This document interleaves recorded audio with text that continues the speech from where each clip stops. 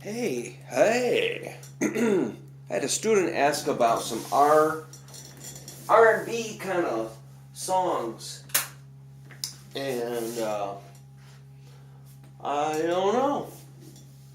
I play some R&B style I kind of stole from Jimi Hendrix and Stevie Ray Vaughan and people like that probably ripped those guys off, or people, I don't know.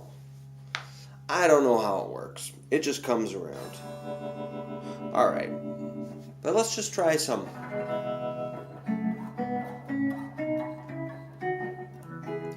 Let's try a little bit of that style. Alright, this is what I do.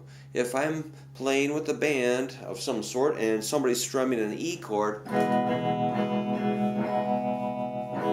I don't just double that E chord down here because he's taking, is taking that lower area. So I'm going to go up high and I'm going to invert it because this is like root, fifth, root, third, fifth, root.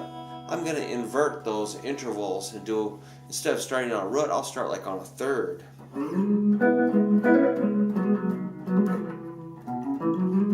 I like to be a little more mobile. I don't just want to hold a shape and scrub it. I want to move, baby.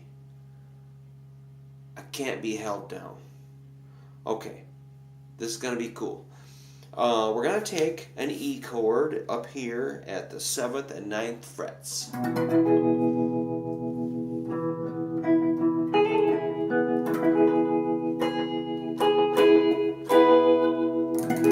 Okay, and we're going to, actually this is easier than that chord. That chord is kind of a strain. To make all 5 strings. That's pretty tough. All we're going to do is take what's on the 9th fret and use that shape and forget about the 7th fret business for now. Okay, so here's the shape. We're going to take the index finger up to where the ring finger was and lay it flat, which is very valuable for a shape. It's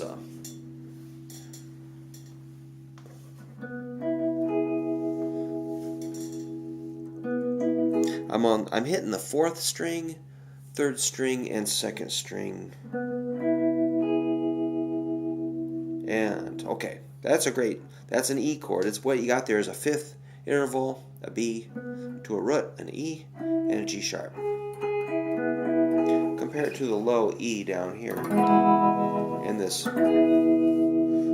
So I think you should be fluid moving from this to that, but that's just me.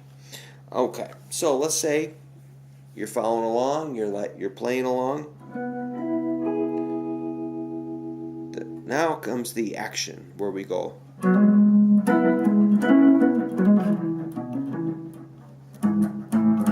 Something like that. Alright, let's slow that down.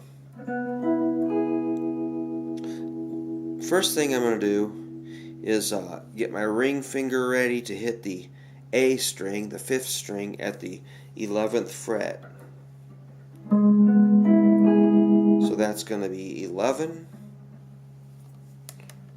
on the A string, and the index lays flat on the 9th fret, and that gives us this chord. The 11 is hitting a G sharp, which is the 3rd interval of the E chord. That's important. Major chord's made of a root, 3rd, and a 5th. This is the 3rd interval of E. Okay. Now, that sounds plenty good as a strum along chord.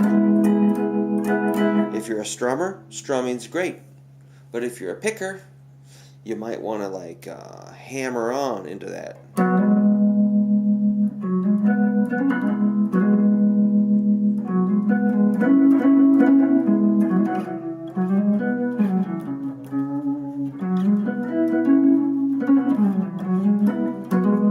So the hammer-on's going from the 9th fret to the 11th fret on the A string. My index finger was on just 3 strings. Now I sneak it over a little bit to cover about 4 strings and hammer.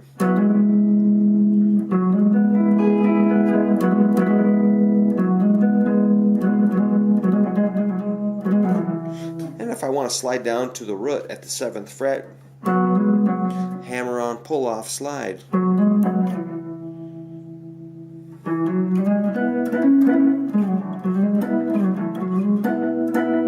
Let's say you wanted to move it to a B.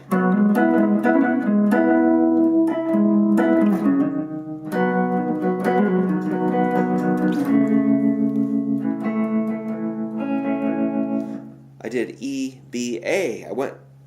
I just kept moving. So I'm just moving around with this hammer on.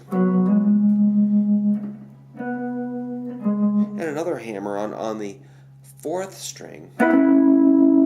Hitting like 2 strings. The D and the G.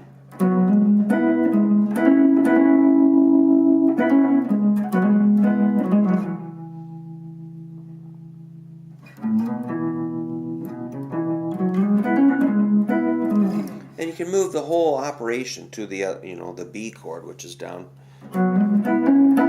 at the 4th fret.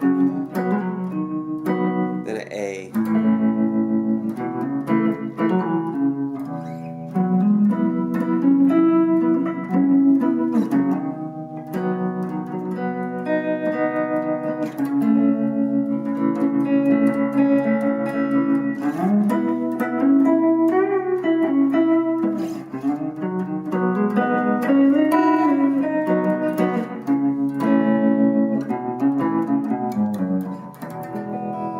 So that was E, B, and A. E, B, 4th fret, and A, 2nd fret. And E. I like to slide into that. You can kind of hear exactly when it sounds where you want it. I'm going to go kind of slow with the slide. It just sings into that. Oh.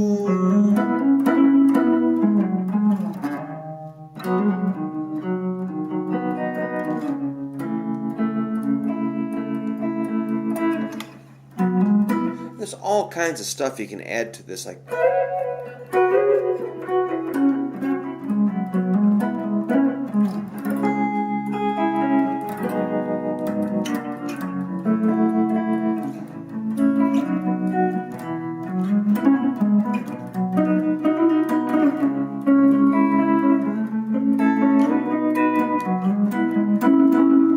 but I don't mean to get too far away. I just wanted to let you know that this is something you can build on. You build on it, man. You just start something simple, and it takes a long time to figure out all these little sneaky moves. So I'm not going to show you every move in the world right now. We're just basically just converting that E to one of these, and then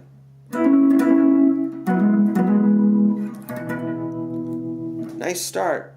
That sounds cool. Well, go for it. Let me know if that works for you.